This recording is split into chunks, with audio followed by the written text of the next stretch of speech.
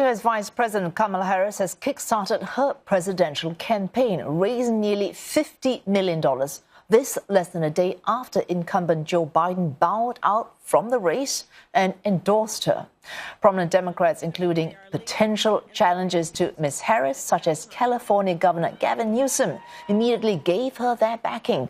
But there is talk of an open convention when Democrats gather in Chicago next month for the Democratic Party convention. That's where the party will officially nominate its candidate for the presidential election in November. The U.S. Vice President says her aim is to earn and win that nomination. She added that she will put in all effort to unite the Democratic Party and the nation to defeat Republican Party nominee, that's the former President Donald Trump. Many world leaders have written messages of support and gratitude to Joe Biden, with key allies in the West and in Asia expressing higher regard for Mr. Biden, supporting the move to withdraw his re-election bid. Amongst them, Australia, Philippines and Japan.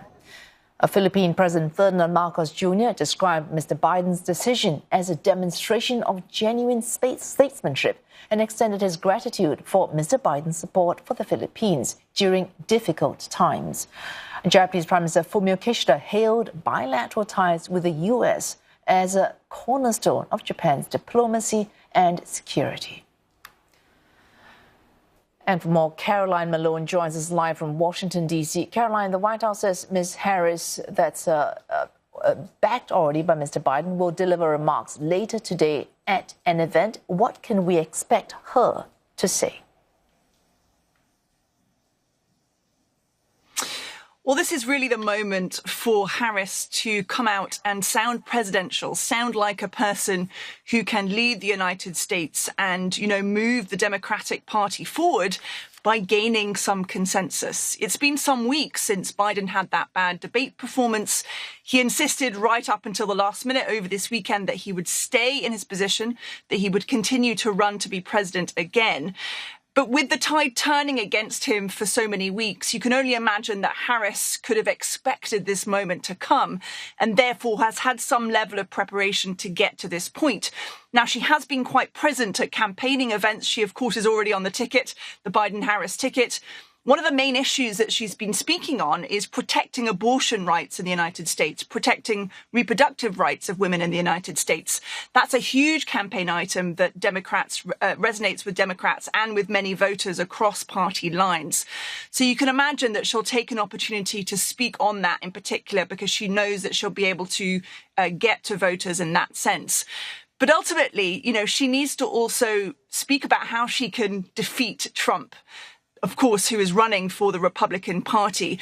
And in some ways, that's the bigger challenge. Polls up until now have shown that Trump is doing better than Biden, not just nationally, but in swing states. And in swing states is the key areas that could make the difference in this upcoming presidential election.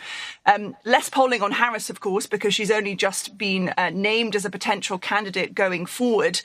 But in national polls, she is certainly already doing slightly fractionally better than Biden is against Trump. So that is quite hopeful for her.